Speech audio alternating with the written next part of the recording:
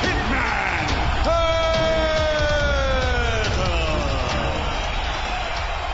Amir.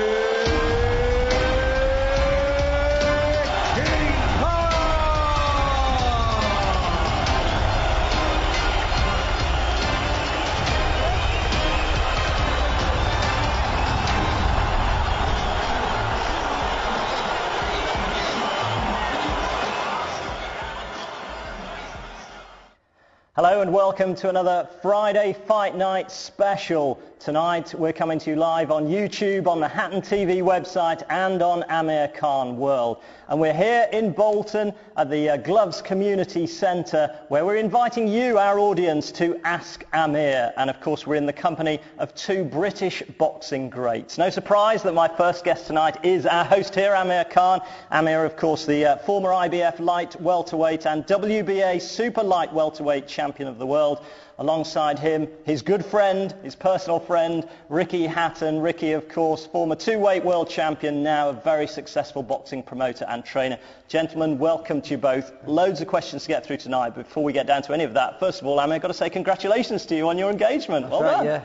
Engagement was last week, and you know, I'm getting old now, so I thought I'll just get the ring put on now.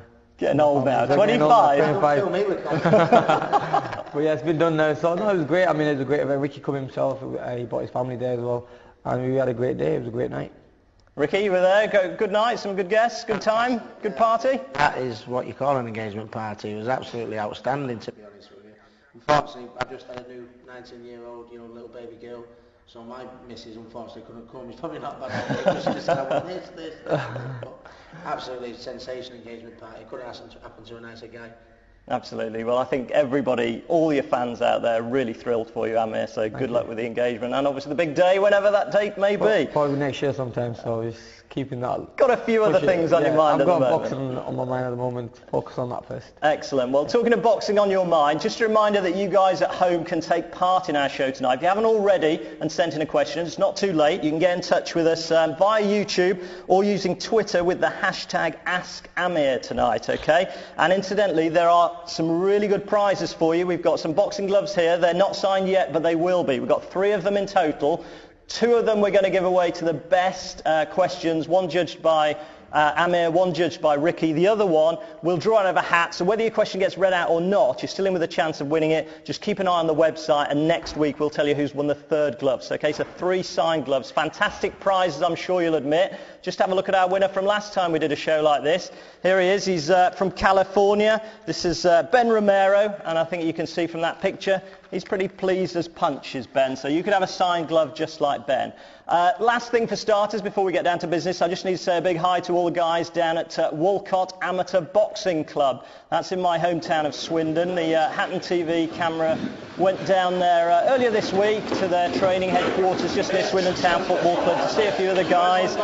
And just to point out, that's the club, incidentally, that produced the former Commonwealth Games gold medalist Jamie Cox. So it's a good little local boxing club down there with a bit of pedigree too. And we'll be hearing from the guys from Walcott just a little bit later in the show.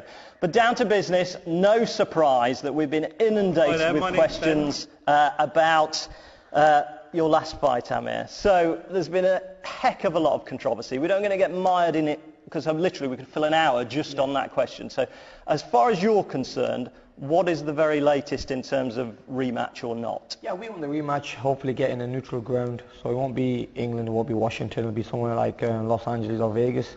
And spoke to Lamont Peterson and his team.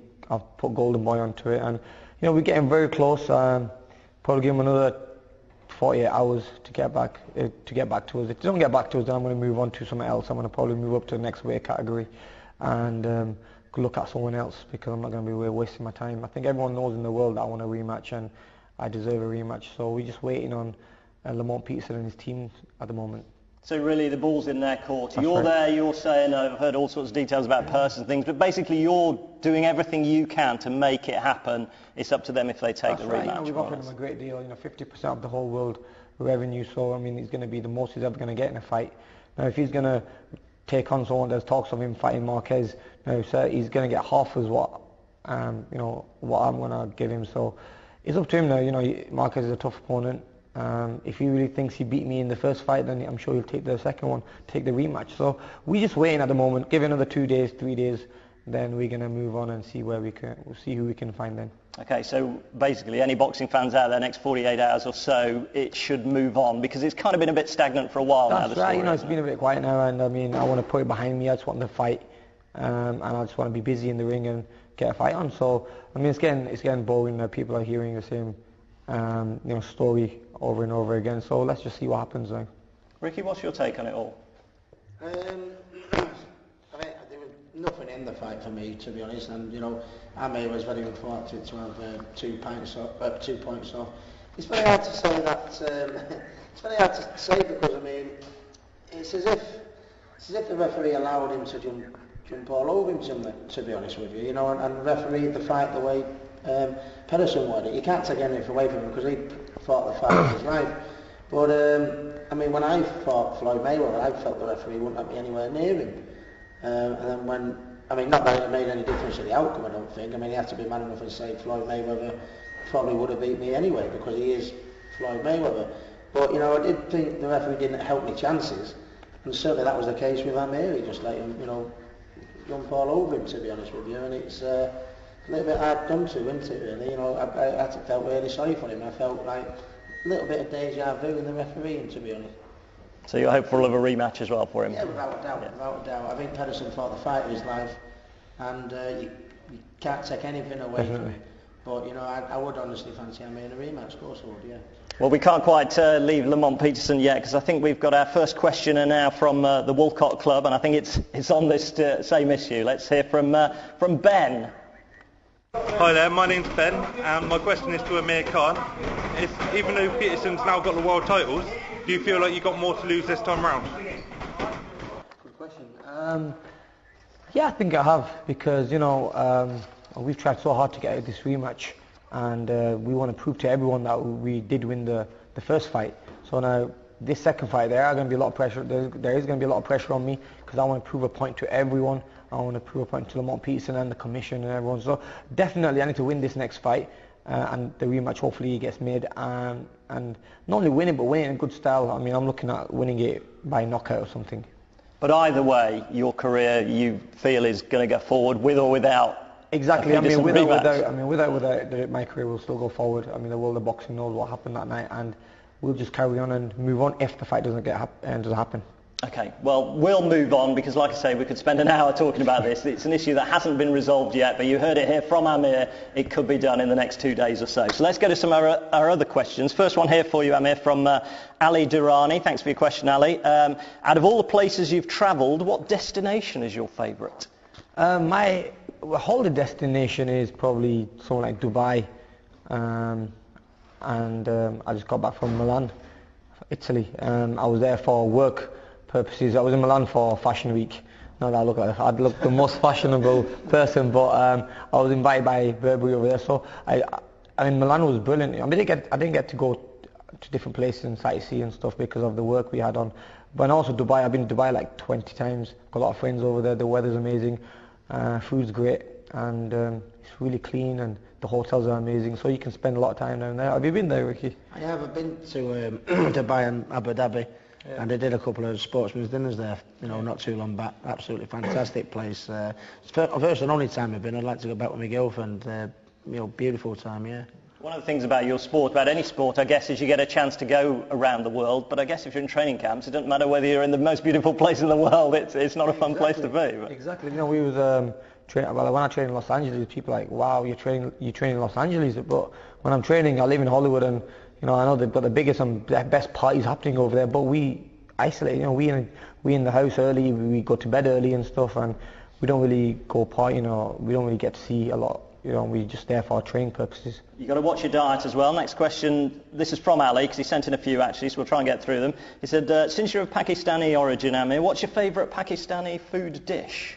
Does your mum make good curry? Yeah, mum makes great curry, and I try to stay away from it, because I mean, with curries and stuff, you put on weight so much, and there's too much carbs and so oily and stuff. My probably favourite dish is probably spinach and lamb. You know, that's what Popeye used to eat. Made him strong. Are you a bit of chef yourself? Are you going to see on one of these celebrity programmes? No, you'll never see me cooking. You'll never see me cooking. Mum's a great cook. I'll leave it to her. Brilliant. Next one I can ask you both as well. What artists or songs are on your iPad right now? At the moment, I've got Tiny Temper and Labyrinth. I think that's a good song called Earthquake. That's one good one. I mean, there's a few good singers out there. You got Chris Brown, who's bought a new album out. I mean, I'm sure Ricky, you'll be old school a little bit. I am a dead old school, me, to be honest. My iPod's not been changed for years, to be honest. I have like the old Manchester bands, Oasis, Stone Roses, who are making a comeback. That's going to be absolutely sensational. Happy Mondays. So, and all the golden oldie stuff, really, basically, yeah. You think you're old? My iPod's got a handle you wind up and a great sort of little dog going round on it. Next question from Ghaffar Jabakile in London. Hope I've pronounced your name right there. To you, Amir, would you fight Victor Ortiz in the welterweight division? He says, I'd take my hat off to you if you did make that fight happen. I think if you won over Ortiz, the world would know you're the man with the heart of a lion. Victory over him would prove you're better than Berto, so Floyd would be a preferable next opponent. So it seems like he's mapped out your entire career for you here. But let's just take the Victor Ortiz question. Would you fight him? Of course, you fought him as an amateur, didn't you? I fought him as an amateur, yeah, at the age of 16 or 17 I was, and we were young then, and he was the champion of America, and he was going to the qualification of the Olympics, and I fought him just before then, and I stopped him in the second round. I think the score was like 22-2, so I got the 20-point rule and stopped him. But then, as a pro, he developed so much power, speed. I mean, he's come on a lot. It would be a fight I would take. I mean, I'm not going to say no to it. I'm one of them guys who takes on whoever they put in front of me. Victor Ortiz is an opponent. When I was 140 and he was 140 as well, we were looking at fighting each other then. The name was put in the hat, but it just didn't happen. But yeah, at 147, definitely. I think it'll be an ideal fight for me, and like you said, maybe he'll put me up there because he had a great win against Berto, and I've just heard that the rematch between him and Berto has been called off. Right. So yeah, maybe my next fight could be against him. Who knows? Oh, thanks for the career advice. Who knows? Follow this trail. Next question. Now, this proves that age is no barrier on our show. It comes from Johnny McDonald, who's 11 years old. Hello Rick, hello Amir. I'm Johnny McDonald, I got Walker ABC and I'm 11 years old. We know you're some of the great professionals ever, but what would you like as an amateur? What were you guys like as amateurs? I know you answered a little bit of that last time, and obviously you fought in the Olympics, so you were pretty good, I think. I had a great amateur career. At the age of 16, they pushed me to the senior camp, and normally you have to be, I think, it's 19 to be a senior in the amateurs. But yeah, I won World Championships, I won the European Championships twice, I won the ABAs and the national titles about 6 times. Then I went to the Olympic Games at 17, won a silver medal there. Got beat by Mario Kindlin, who was 2-time Olympic champion before then. So yeah, I've had a great amateur career. I missed amateurs, and that's the reason, I like showing my support and helping them out. Because you did so well so young, was it difficult to kind of time the right move to make the step from amateurs to pro? That's right. I remember coming back from the Olympic Games and there was contracts offered to me, which was, there were a lot of money put on the table, but I just waited for another year. And who knows, if I turned professional too early, then it could have affected me. But I waited for another year, and hopefully by that time I got used to being in the limelight and stuff, and just maturing a little bit and filling out a little bit, and that's when I turned pro. Ricky, memories of amateur days? Yeah, I had a lot of happy times in the amateur days. I had quite a good amateur career, to be honest. Not obviously at the level that Amir boxed, because I turned professional practically when I was 18 years of age, but I won the schoolboys 3 times, the boys clubs twice, the junior ABAs twice. I won the senior ABAs. I boxed for like England senior and young England schoolboys, and boxed all over the world. And when you think as an amateur, I boxed in so many wonderful places. As you can imagine, you start off at the amateur game and it's your hobby, and then obviously as a professional you end up getting paid for something. It was brilliant, and it's always nice to see the kids in the amateur clubs getting a little bit of a mention, because sometimes when you do well as a professional, sometimes your promoters and your managers and your team get all the credit, but sometimes it's very important to not forget the amateurs that set you on the right road, and set you on the road you're on in the first place. So it's yeah, I had a lot of happy times and a lot of grateful to a lot of the people from the amateur game for getting me my first rung on the ladder, if you like. Yeah, certainly echo that. I mean, it goes for any sport, really. If you ignore the grassroots, then the sport dies. And as Ricky was saying, it's these clubs that keep boxing going, which allows the professionals to do it for their business, really. Next question, again, off tape, I think. This is Lawrence Rees. Hello, my name is Lawrence Rees, and this question is for Ricky Hatton. I'd like to know how easy it is, or how hard it is, to be able to get down to the right weight before a fight, and how you mentally prepare yourself before a fight. Well, no, Wants to go it's there. a question I've not been asked before, yeah. But no, it's. I mean, I always struggled terribly with weight, and I certainly didn't help myself. Now I'm going into promoting and training. You know, the one thing I wish to pass on to others is, you know, my weaknesses were I had, and one was my defence. I was too aggressive, too over-eager.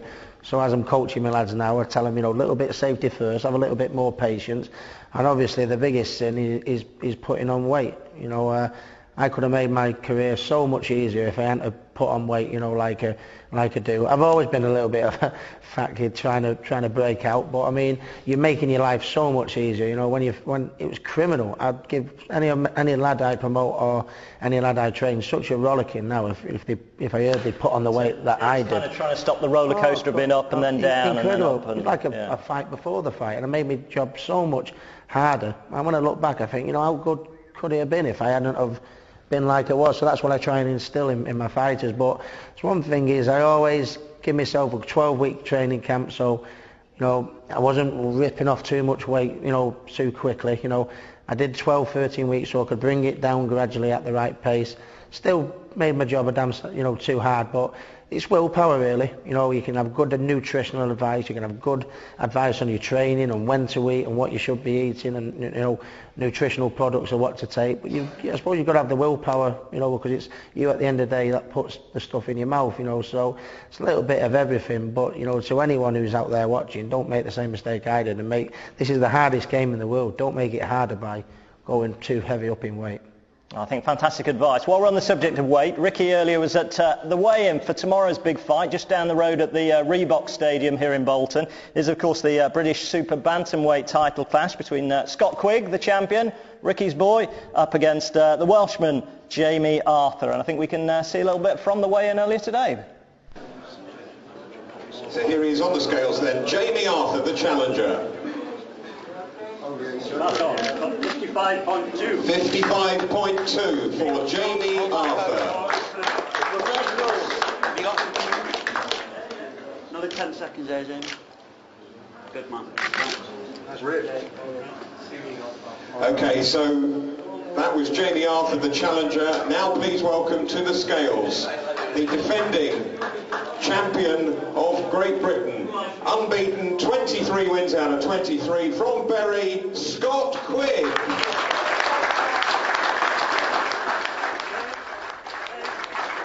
Exactly the same, 55.2 for Scott Quigg, the defending champion. 8 stone 9.5. 8 stone 9.5.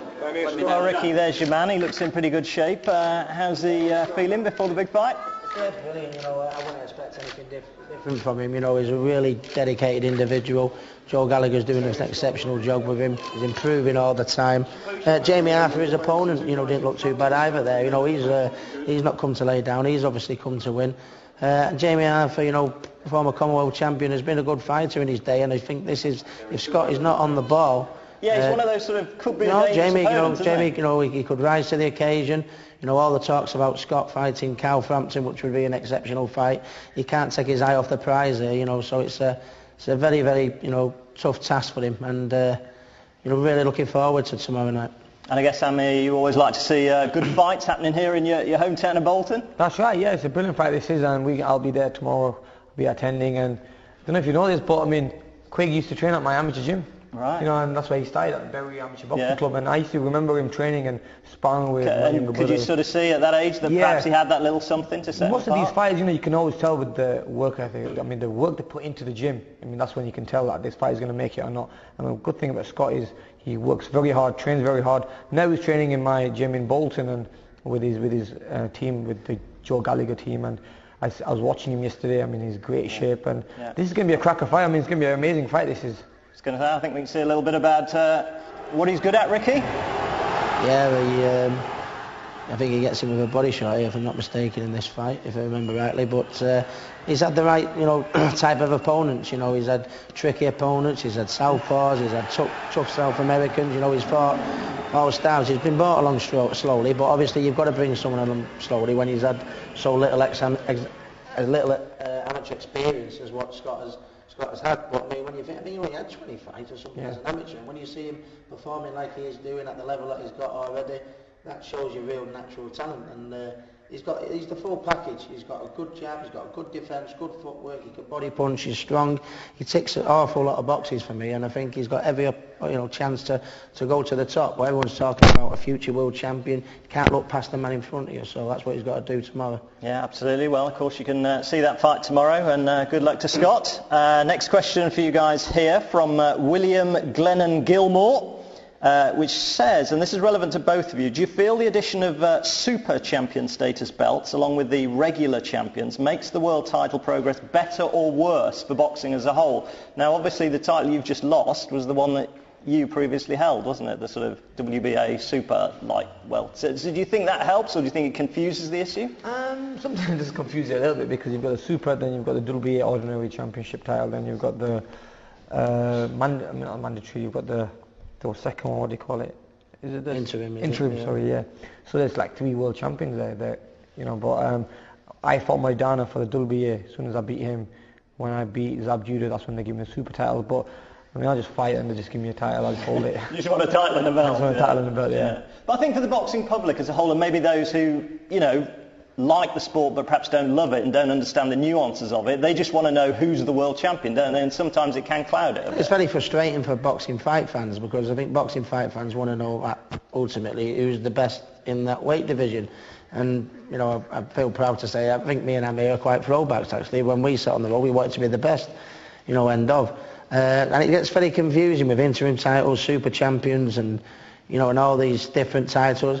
It's better for the boxers though, because as you can imagine, the more belts there is, the more opportunities there is for fighters to make money. So it's not such a bad thing, but unfortunately, the boxing public and the real avid fight fans who want to find out who's the best in the division, sometimes they don't find out. But the more unification matches, are being made now, and I think that's what they should do. You should let a fighter win his belt, make a few, pennies, which is obviously what they're all here for. But then after a few defences, he should be made to be push into a unification match, so that we can find out who's the best in that particular weight division. Well, talking of who's the best, that brings us on nicely to our next question from Jim Graham from Sheffield. Thanks, Jim. He says, hi, Ricky and Amir. If Pacquiao and Mayweather are the number 1 and 2 pound-for-pound fighters, would you agree Sergio Martinez is number 3, or do you think there are some other contenders? And just as a postscript to that, he says, do you think Matthew Macklin has any chance of beating Martinez? So do we say Martinez is number 3 in terms of pound-for-pound at the moment? You can put him down there. I mean, there's some great fighters out there. But yeah, you got probably Manny Pacquiao, Mayweather. You give them 1 or 2. I mean, it's hard to pick who you put in the number 1 position. But then you can say Martinez number 3, because he's had some great fights, and I think he's a great fighter. He's strong, powerful, and very skillful as well. And he's very loose as well. Which that way you normally get from fighters who are very tight, and he fights like he's a lightweight. Yeah, Martinez probably does deserve to be number 3. I think Marquez, after his performance against Manny, deserves to be up there, knocking on the door. But I think Matthew Macklin's got a good chance against Martinez. When you think Darren Barker did a wonderful performance, I don't think many people give Darren Barker too much of a chance, and he went over there putting a great performance against the number 1 in the division and really shocked everyone. Yeah. I think Matthew Macklin obviously has proved his worth time and time again. Different styles of fighters though. I think Matthew Macklin will go and take the bull by the horns, and there's every chance he could bully Martinez out of it and bring that world title back. That's what we're all hoping. Having said that, Matthew Macklin is the opposite to Darren Barker, where he's very in your face, and we hope he doesn't walk onto one. But I mean, I think Matthew Macklin thoroughly deserves his shot at the world title, and he's got every chance, and let's hope he goes over there and does it. Yeah, well, we'll certainly see shortly. And in the meantime, from boxer to boxer, here's a familiar face with our next question. Hi Amir, hi Ricky, it's Ryan Rhodes here, soon to be light middleweight champion of Europe again. It's a question for Amir. With Matthew and Kell Brooks coming to fight each other very soon, just wondering who you thought would give you the biggest test out of them both if you were to fight either of them. Both great fighters. I mean, I think Matthew's come on so much in the last few years. He's been a late developer, hasn't he? Really? That's right, he has, and I mean, the performance he put on against Alvarez, and Alvarez, we know, is a big puncher, strong, all the way with him. And then this fight against Kell Brooks. Kell Brooks young, he's a lot younger, he's more fresher. But I really think he's not for anyone like Matthew, someone who's going to put pressure on him and who's going to push him back and hurt him. And I would think, me and my friend was talking about it the other day, and my friend said, we got our money on Matthew Hatton to do a job on him, because I don't think he's ever, Kell Brooks ever faced anyone who's going to come forward and not show any respect to him. I mean, all these other opponents have been handpicked, and he's had too much respect for him. But with this one, I think Matthew wants it, and it's Matthew's probably last big chance for having a big super fight. Yeah, is that how you see it, Ricky, for Matthew? Yeah, it's hard talking about your brother because I'm always going to be a little bit biased, I guess. But it's great that it's been made, really, because it's number 1 and 2 in Britain. I think they got it the wrong way around, personally. I think if you've got to go on, Matthew's been European champion, and the people who he's fought recently against Saul Alvarez, you maybe, when you think of rankings, maybe you should be judged on merit and rather than potential. Kell Brooks I'm a fan of. I watch Kell Brooks every day of the week. What a wonderful talent. Nice kid. Maybe Matthew has had the better opposition and the pedigree in there. Maybe he should have been at number 1, but it's irrelevant. Everyone can argue about that. The main thing is the number 1 and 2 are fighting about it, and that's what should happen nowadays. Well, the best, the number 2 in the country, number 2 in the country want to fight each other, and if every boxer has the attitude that they want to be the best, fight the best in Britain, fight the best in the world, then it'll be a much better sport, won't it? Yeah, because you don't want people ducking and diving and avoiding certain opponents, which, let's face it, you can understand why people do it, because obviously they win a belt, and we've all got families, and we all want to pay bills and mortgages and stuff like that, so you can't blame somebody having a few defences and stuff like that. But once you've done that, maybe they should, I'm sure fighters want to test their arm, don't they, to see who's the best in the division, and it needs doing, and unification fights need doing, because nowadays you have 4 to 5 world titles, and with super championships and interims, they need to get fighting each other, I think. Yeah, sort it out. Right, next one. This is from Mona Khan, who says, hey Team Khan and Team Hatton. This is great. It says, I don't really have a question, just want to say how much I love you guys. It's amazing what you represent for yourselves and for Britain. In this multicultural society, vital we stick together. Amazing how Amir has changed the view of British Pakistani Muslims in this country. May Allah give you a long life. Congratulations, he says, Amir, as well on the engagement. Good luck with your life. Well, there we go. Not quite a question, but I think just an appreciation of the things you two guys do. So, well done. Right, on to our next question. This is very topical, and it comes from a couple of ladies about women's boxing. Hi Amir and Ricky, this is Holly and Jess, and we're wondering, with the Olympics of boxing and females, how do you think about that?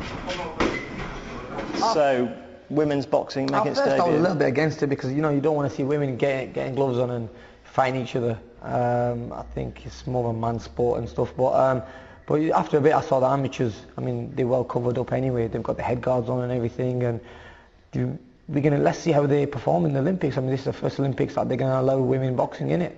So it's going to be exciting to see. We've got some in Britain. We've got some great British women fighters. So hopefully, if we can win a medal, it'll be brilliant. But yeah, it's a tough one to say, because I've never really seen them in a tournament or anything, but I've heard a lot about them. So it's going to be the first time I see them as well. Ricky, a lot of nonsense. I've been seeing on the internet a lot of chat about should they be made to wear skirts and things. Well, to me, it doesn't matter whether they're wearing skirts or shorts. Let's just see how good they are boxing. So they don't get knocked on the back. Yeah, but no, like Amir, I wasn't really a fan at first, because obviously nobody wants to see ladies get punched. But if it's like it is for us men, it could be a passion for them. When it's a passion for them, and you see how hard they work, how hard they dedicate themselves, what right do we have to maybe stop them doing it? In the Olympics, where they get the head guards and the bigger gloves and the protection, then obviously, I'm all for it, and especially if it's a passion for these ladies, why should we stop them the opportunity to fulfil their dreams? In the professional game, where the professional game is a little bit more brutal than the amateurs, yeah, you know, if it's passionate for these ladies and they want to fulfil the dreams, yeah, sure, you know, you can't want to stop them. But certainly I'm all for boxing in the Olympics because it's well looked after in the Olympics. But good luck to him. I mean, it's hard enough to get in the ring for a man one-on-one with another person in front of these big crowds. So for a lady to do it, you can't help but admire them. Just on the wider question of the Olympics, I mean, I guess you guys are proud that the Olympics are going to be here in Britain, and obviously, Amir, after your success in Athens, I mean, are the guys you're looking at this year in 2012 who perhaps you'll see could maybe emulate you, do well in the games, and then go on to have a really good pro career for Britain? Definitely. You know, when you've got the background and you've got this Olympic background and stuff, you know, I think you can be an amazing professional. And we've seen in the past, I think it's like 70% of the Olympic medalists have become world champions in the professional ranks. Now, for experience-wise, I think is the best way of, you know, kind of tasting being a pro, because you've got a big crowd of people watching you. You've got a lot of support. You're going to be on a national TV station worldwide, and I think it's a good thing to kind of experience. I was so lucky to experience that before I turned pro, because when I walked into my first fight, I kind of knew what to expect. But there is going to be a lot of talent out there, and I think the next move for them will be to turn pro. Okay, well, we can go on to our next question from Orla March in Newcastle upon Tyne, up there in the northeast, who says, what's it like training and working with Freddie Roach, and what is it that makes the Wildcard Gym so special? I mean, this has this sort of aura about it. Anybody mentions the word Wildcard Gym and everybody goes, whoa, the Wildcard Gym, but of course, you know, you guys know it. It's an amazing gym, and first of all, you know, Freddie's such a nice guy, very down to earth, and respected by everyone in the world of boxing. Now, whenever you mention the wild card, people are like, wow, the wild card. I mean, you've got everyone trained there, all different religions, all different, you know, people from different parts of the world. You've got myself trained there, Manny Pacquiao trained there. Even, you know, when I walk into the gym, I'm like, wow, you know, Manny's trained there. I sit there and watch him train. I was going to ask you that, because no matter how good you are, you must kind of go in there and think, wow, so many other greats have been here. Does it does it kind of reinforce your confidence in yourself, or almost do you go in thinking, should I be here, because there have been so many other greats? No, it just gives you, I think it motivates you more than anything, because when you know you're training alongside Manny Pacquiao, training with the same trainer that brought Manny Pacquiao from down there to right to the top to become probably an 8-time world champion, then it gives you kind of confidence as well and motivation, because you want to do what Manny Pacquiao is doing. But I mean, the gym is amazing. It's not what people think it is. When you walk in, they might think it's a clean, posh, big gym, but it's only quite small. It's quite old. It's been there for a long time. Sort of spit and sawdust, down to earth type. Yeah, place. And it's down to earth. You know when you walk into that gym, you know you're gonna have to train hard. I mean, it's one of them things. It's a sweat gym, and you just want to book it, and sweat buckets of sweat. I mean, it's like when Ricky walked in, he seen me train one time, and even it was great to see Freddie when he was asking you for some advice. I mean, Freddie's one of the best trainers in the world. Not that I can give any advice to Freddie Roach, obviously, but I think that's what makes him the best, to be honest with you. Not that I could give him any advice, but he come over to me and he asked me, Amir was fighting Paul McCloskey at the time, and he just said, you know, how does, you know, Amir McCloskey throw his right hook, his southpaw hook? Does he throw it from high or low? And I just said, well, I think he throws it from low and spins off with it. He went, oh, right, and then he went straight over to Amir, took him on the pads, threw a hook from low and spun off with it. And, you know, and I thought, you know, that's, you know, you never stop learning in this game, and the minute you think whether you're a trainer or a fighter, the minute you think you know it all, it's the minute you come unstuck. And even someone like Freddie Roach can just cannot come over and ask my opinion and then put it into his training. For me, I think that's why he's the best. Yeah, absolutely. I'd agree with that. Right, on to our next question. We've got loads to get through. This one from all the way on the other side of the world, from Dowd in Australia. I hope I pronounced that name right. 17 years old, lives in Australia. Says, who wins this fight? Muhammad Ali v Mike Tyson. He reckons Ali. How about you guys? Always good when they come up with these impossible fights, but who would win Ali Tyson? I say Muhammad Ali. And the reason is because, you know, Muhammad Ali was a long distance fighter. He had great stamina. I mean, he was put through, I mean, fighting the likes of Joe Fraser and Foreman, who were pushing him, you know, he shows that he had a big heart as well. Also, you know, when Mike, he comes in, he likes to fight close. With Ali, I'm sure he would have kept him long, and in the later rounds we knock him out. That's what I think. Poignant question as well, Ricky. Obviously, we've lost Muhammad Ali's legendary trainer just in the last day or so, haven't we, Angelo? Talk about, a lot of fighters are mentioned as legends, and not too often the trainers get mentioned, but very fitting. Angelo, you can call him probably one of the greatest trainers of all time, arguably, if not the greatest. But it's a very hard question, that. I can change my mind from week to week, to be honest with you. I would probably sort of like agree and say, Muhammad Ali. The era that Muhammad Ali boxed in was very, very fierce, wasn't it? I think Muhammad Ali is the greatest, and the greatest ever of all time. If anybody would have pushed him close, and I'm really like that. I don't want to sit on the fence because nobody likes to sit on the fence. But no, I think Muhammad Ali would have won it at the time. Before he lost his boxing license, he boxed a fella called Cleveland Williams. I think that was his last fight before he had his license took off him, and he was frightening, in that performance. Don't get me wrong, Tyson, he had the speed and ferocity and everything like that. I think if anyone would have pushed the greatest close, I think Mike Tyson could have probably done it. But I'd have to give Muhammad Ali the narrowest of edges, yeah. Yeah, they're always good fun, these sort of cross-generation questions, but in a sense it's a question that nobody can ever answer, so you give it your best shot. Right, back to Walcott ABC, I think, and a man with money on his mind in the next question. Hi, Amir and Ricky. My name's Dave Vasey. I'm chairman and one of the coaches here at Walcott. We have 30 or 40 boys training here most nights. We're completely self-funding. We don't get any assistance from the government or local council. So my question to you both is, how would you help us get finance? What ideas would you have for us to get more finance? Amir, I met you when you were in the junior ABAs. I followed your career with interest. Ricky, I met you when you came to Swindon, did an after dinner a few years back. You are both good guys, so I'm hoping you can help us out here. Looking for ways to raise money, really. I suppose it's difficult for any amateur boxing club, isn't it? The best way of doing it is probably having a club show and having it in in a nice venue, having a dinner there, maybe 3 or 4 course meal, and put a good night of boxing on, and all the money raised there, and also getting a raffle out there, auctioning a few boxing gloves. I'm happy to give a few boxing gloves signed. I'm sure Ricky would do the same. And if you auction them off, they can get a couple of thousand for them, and that could help towards their boxing gym. But that's the thing about these amateur boxing gyms. I have so much respect for them because they are non-profitable businesses. These people, they're not making no money off them. They just do it for the love of boxing, and it's just great to see that.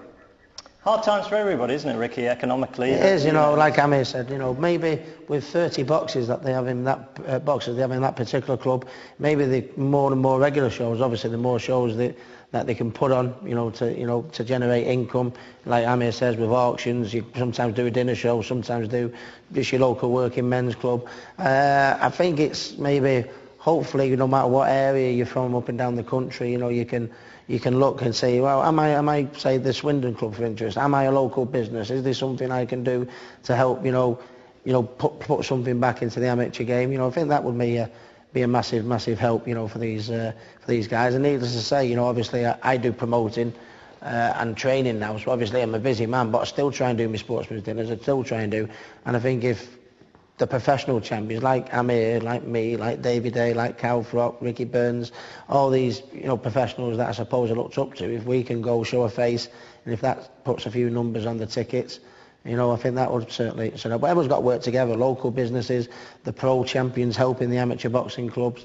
It's a mixture of a lot of things, and obviously as many shows that you can put on and really give it the plug in. And when you do a boxing show, all the local businesses, there's a boxing show, let's get a table, let's really try and pack the place out and do something good for your hometown, I guess. Well, they've got their name out there tonight here on Hatton TV, and I think we can have a look at just a few of the other things that we do here at Hatton TV.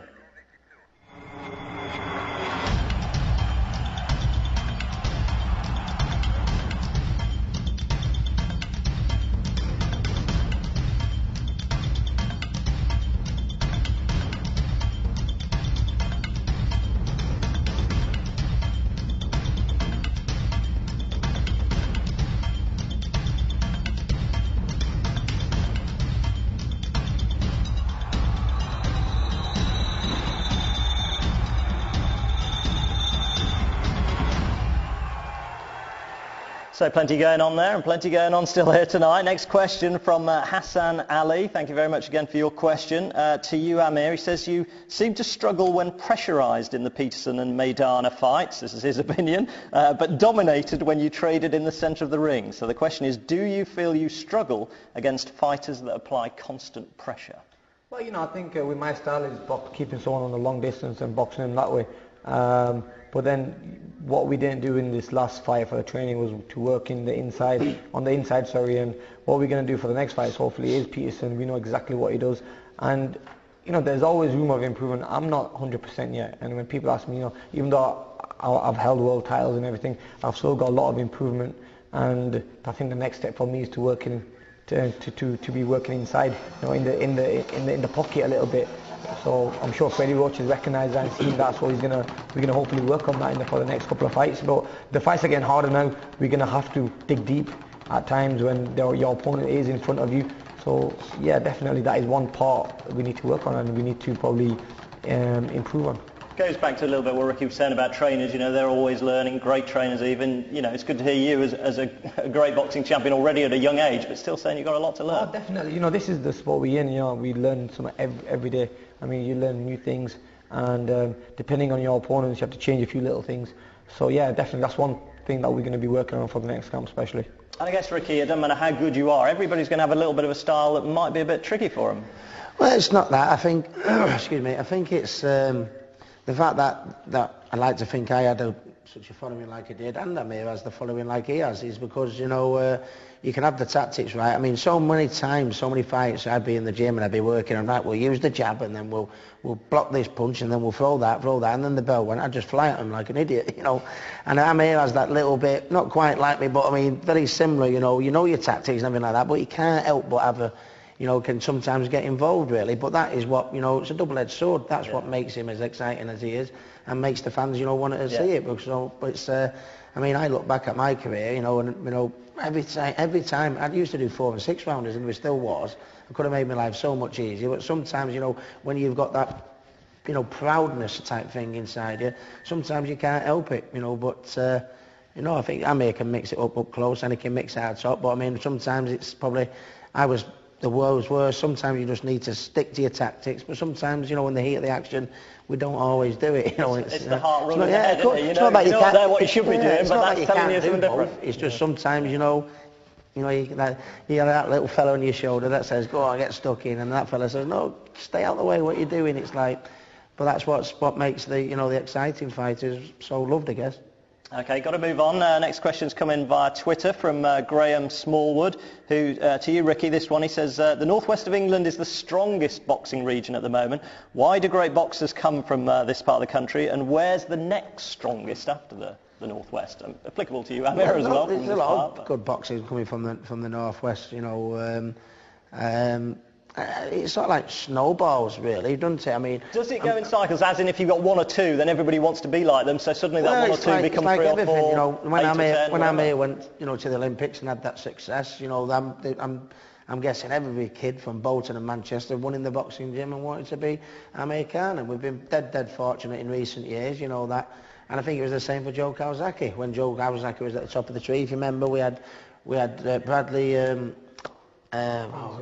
Enzo Macronelli, Gavin Rees, who's still obviously European champion, and the gyms, were full. So I think the more people that you have in the successful area, it just so snowballs the effect.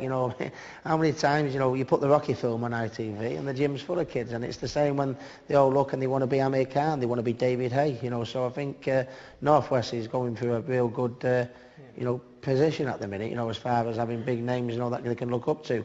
But other areas will be just the same. Everyone in London will want to be David Hay. Everyone in, Nottingham will want to be Cal Frock. Everyone in Scotland will want to be Ricky Burns. And it's just, the more success you have from the area, it tends to snowball, doesn't it? And Amir, I know you're obviously very proud to, be boxing the British flag and things like that. You're obviously proud of your Pakistani origins as well, but you're very, very proud to be from Bolton, aren't you? That's right, definitely. And we've got a gym in Bolton now where we get around about, in a week we get about 400 kids walking in and out the gym. Now that's 400 kids off the streets, and that's what we want to do. That's the reason I built the gym, and to give something back to the community. But yeah, especially around the northwest, I think boxing's on a high. You know, you've got the likes of Scott Quigg coming up now. You've got the Smith brothers who are doing really, really well. You've got Martin Murray, who's another great fighter. I mean, you know, it's the hub of boxing at the moment. You know, you've got Ricky's gym in Manchester. You've got my own gym here.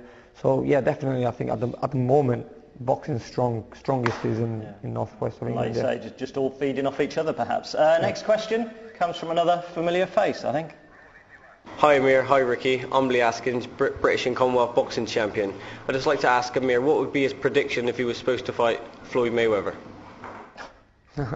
Well, you know, we all know how good Floyd is. Floyd's a great fighter, and you know, if that fight was ever made, I think it'll be more towards probably end of 2012 or early 2013.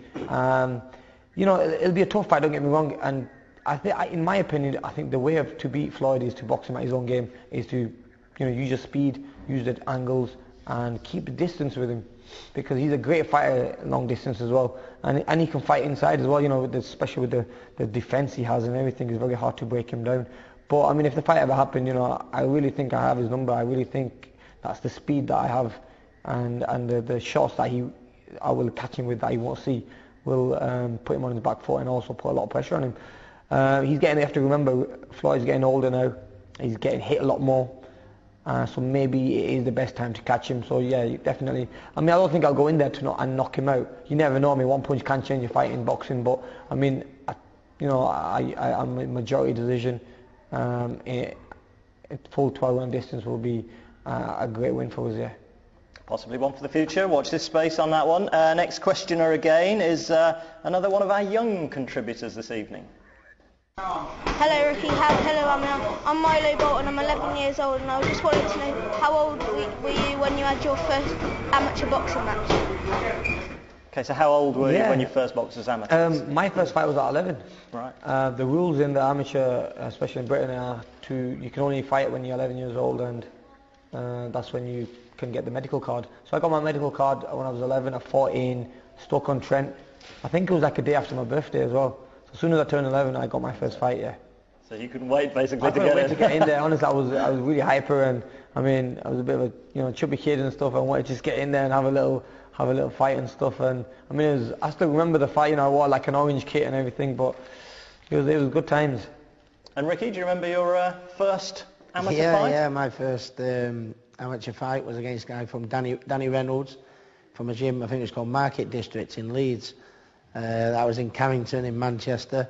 And you know, I think when you're at a young age, you know, boxing's one of them sports. The first time you get hit on the nose, you either like it or you don't like it. And my fight was like, if there was one fight that should have scared me, you know, that scared the life of me away from boxing, it was that. It was an absolute war of a fight. I've still got it on video. And the first time I got hit, you know, that should have put me off. I should have gone playing football, but it didn't. It had the opposite effect.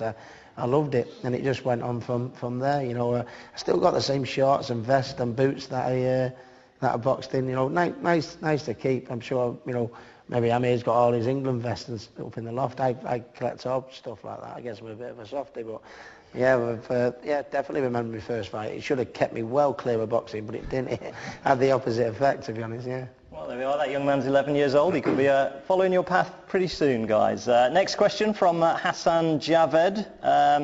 What do you think of Muhammad Ali's legacy, and did you look up to him as a role model? We touched a little bit on Ali earlier. I guess every boxer looked up to Ali, did they not? Every fighter did, and it's not only what he did in the ring, it's what he did outside the ring, you know, helping different charities and working with different people, helping the poor people as well.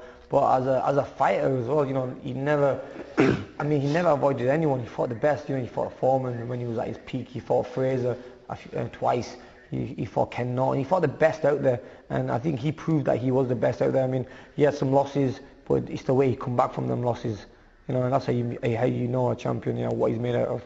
So yeah, he, in my opinion, I think he was the greatest and he was the best ever out there. Yeah, he made boxing what it is today, wasn't it? There's a real showmanship type, you know, thing to boxing now. You know, you have the ring walks, and you know, every press conference, everyone's, you know, calling each other rotten and everything like that. Muhammad Ali was the first one that brought a little bit of, you know, glamour to the sport. His press conferences were fantastic. Yeah, I mean, as a journalist, his press conferences were absolutely fantastic. Yeah, I mean, unlike, you know, today, he did it with a little bit of class and a bit of a twinkle in his eye. Sometimes they go a bit over the top, don't they, these days? But I think he made boxing the sport of what it is, and really brought a real showbiz type, type atmosphere to the fights. And I think boxing wouldn't be what it is today if it weren't for Muhammad Ali, along with, what he did, for his religious beliefs and, for his charity work, and fought the best, and, absolutely fantastic. And it was an absolute honour and a pleasure. He actually come to my gym in Hyde, which was unbelievable. Muhammad Ali doesn't come to England too often, so to come to Hyde was something very special for my hometown and something I'll never forget. And celebrated his 70th birthday last week, and let's hope we should cherish him while he's here now, because he's sadly got his illnesses, hasn't he? So fingers crossed he keeps showing the heart he did in the ring and keeps battling on through it. I'll tell you what, I bet you've enjoyed the interactivity you get these days, and we can indulge in a bit of that now, because we've got some shout-outs for some people who are watching tonight. Thanks ever so much for your comments. I've just had a piece of paper pressed into my hand, so I'll read out as many names as I can. Middlesex TV student Mo says, Ask Gemini, watching from Canada. Call of Dust, is that? Or Duty, maybe. 757. Ashness, watching from Islamabad in Pakistan. Irfan Kermali, I hope that's right, from Toronto over there in Canada. Hi to you. Ibster from Afghanistan. Brian Small, Fife in Scotland. A little bit closer to home. Bismillah from Manchester.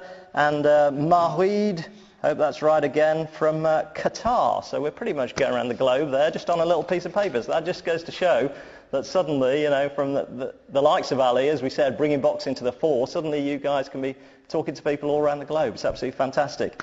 Next question, let's get on from Haroon Chowdhury, who says, Amir, what do you want to accomplish in the sport of boxing before you retire? Andy says, can you follow me on Twitter? I think, isn't it supposed to be the other way around, that you're collecting followers? But lovely question anyway. Yeah, I want to finish up being a legend in the sports, but have the best fights, keep everyone excited, put boxing up there as one of the best sports out there, and be known as a legend, really. I mean, Ricky's done it the best way. Ricky, he had some great super fights in America, made a big name for himself in America, and that's what I want to do. I want to follow his footsteps, do what he did in boxing, and then hopefully finish up and, one day maybe go into promotion. I've got my own promotion company at the moment, Khan Promotions, so I'm sure one day me and Ricky could be opposite each other, putting our fighters against each other. You never know. But well, I tell you what, you can have a little battle now on Twitter, can't you? Because you're already on Twitter, and Haroon there says, can you follow him? But Ricky, you're on Twitter now, aren't you? So, I am, yeah. I've been on it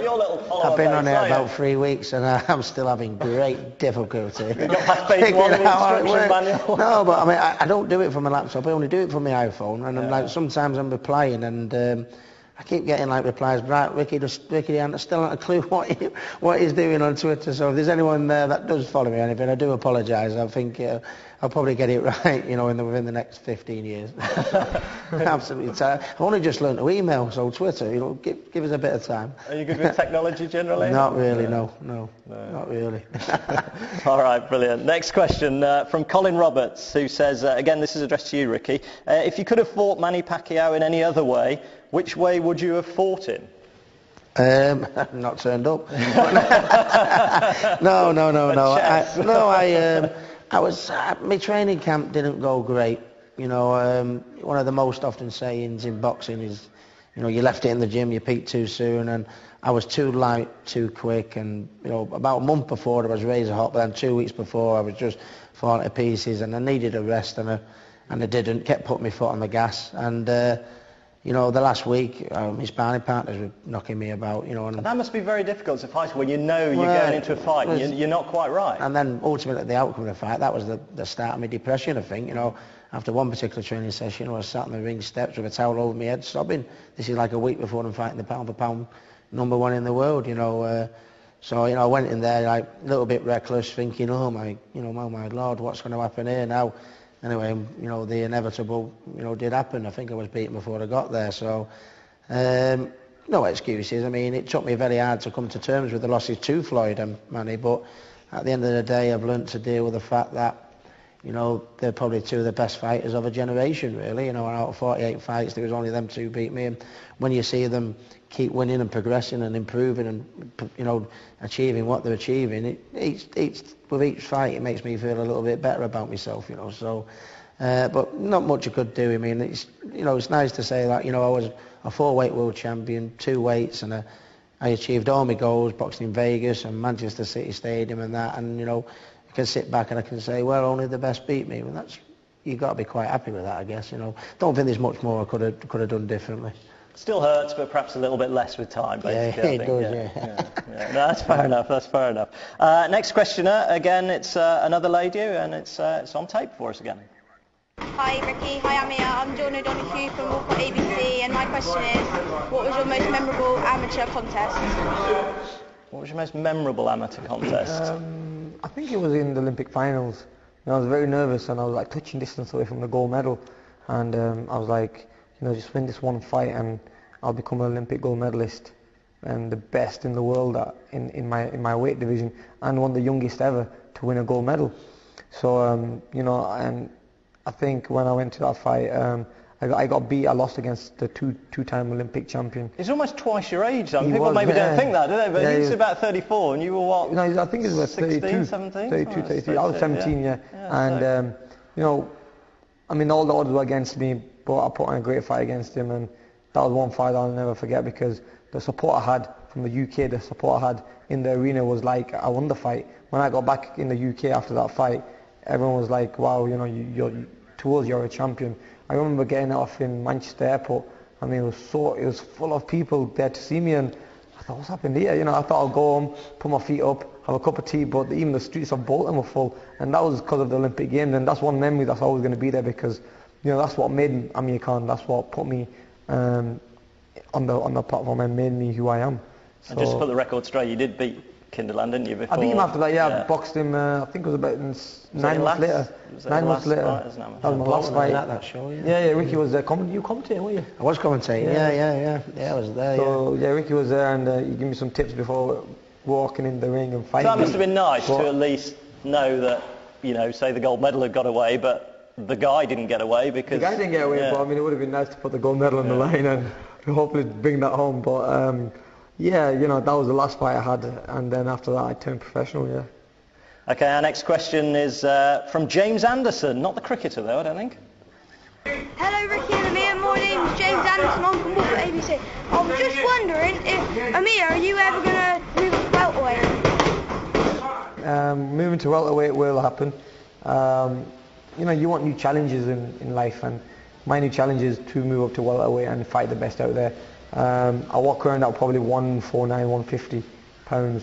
So moving up to 147 shouldn't really be a problem. I'll just need to thicken up a little bit, maybe strengthen up, and you know, just get my feet wet first at 147 before we step in and fight the best at that weight, just to get the feel of it, see what it's like being hit by a 147 fighter, and to be in the ring with that power and that body weight and everything. So yeah, that will happen, and then within the next 6 months I'll be at 147 definitely. Okay. Well, guys, I think we're almost just about out of time, unfortunately, tonight. So we're just about up with our questions there. I hope you've enjoyed it, guys. Now, we've got to decide before we go who's going to win some boxing gloves. We're going to get you guys to sign this. In terms of the questions, what do you feel have been some of the best questions you've had so far this evening? Because ideally, we want to give a couple of the gloves away to people who've sent the question tonight that we've read out, and then we'll maybe do the other one, as I say, and announce it live onto the website next week. I think the best question was, to be honest, in fact, it wasn't asked to me, it was asked to Amir, you know, what was your best amateur fight? Yeah. It's a question that I never really, you never really get asked. Everyone says, what was your best fight? And like you say, well, when I won the world title, or when I went boxing in America. People immediately forget about the amateur, yeah. So we'll do that. I mean, you got a favourite from tonight? Yeah, another amateur question, which was about both of us. What do you remember of what do you remember when you was in the amateurs, or of the amateurs? I mean, like we said, we never get asked them questions, and it's always good to look back at them days. You know, I mean, I was only 17 and 25 now, and I mean, so much has happened since then. But it was the amateurs that made me. It was amateur boxing that we're winning them national championships made me the man I am now. So, you know, I think it's always good to look back and reminisce on them times there. Well, guys, I hope you've had a fantastic time this evening. I know everybody out there watching is so thrilled to see you two guys here. I mean, We never got to see you in the same ring together, but I think you're a pretty formidable combination outside. I thought that'd be the first question. Oh, what would happen if we fought each other? But I mean, couldn't fight each other because I'm about 6 ways everything. But you know, I always said to, I mean, I still get asked the question. Honestly, people still ask me the question, what would happen if you, Ricky, fought? I said, look, I would have rather had Ricky in my corner supporting me instead of being in the opposite corner, because I mean, I remember when I had the loss against Prescott, you know, Ricky come and see me in the gym and he gave me so much support and stuff. I mean, it would have been wrong for me to say I want to fight you. You get me? I mean, we're friends, and I think that fight would never have happened. Yeah, I'm a bit surprised that question didn't come up, actually. I was nervous to ask that. I was nervous to even mention the name Prescott, but I'm glad you brought it up. No, I mean, you know, that was a fight that kind of made me from a boy to a man. I think I needed that. It gave me with hindsight, that's right, it maybe did you some good. Yeah. Definitely give me a wake-up call, and I think everyone knows now if we fought Prescott again, then we all know what would happen now. But I mean, then I think we were just rushing a bit, and I was focused, and that kind of everyone likes a comeback story, don't they? And when you come back from where Amir come back from, I mean, I come back from obviously the Mayweather defeat, you know, when fought Malinagi and then got the opportunity to challenge for the pound for pound title again, you know. But everyone, everyone seems to get beat. You know, everyone can get beat, and people respect you more if you come back and give it a go. And he certainly did that against Prescott more, didn't he? So yeah, it was great. Yeah, well, I think we can say amen to that, certainly. So thank you ever so much to you guys tonight. Thank you to you at home as well for all the questions. As I say, if you've sent us in a question today, whether or not we've read it out, there's a chance you could yet win one of those gloves as well. So keep looking at the website. Don't forget www.hattonboxing.tv for all news, interviews and live action. We've got more on that in just a moment. But for now, from Bolton, good night.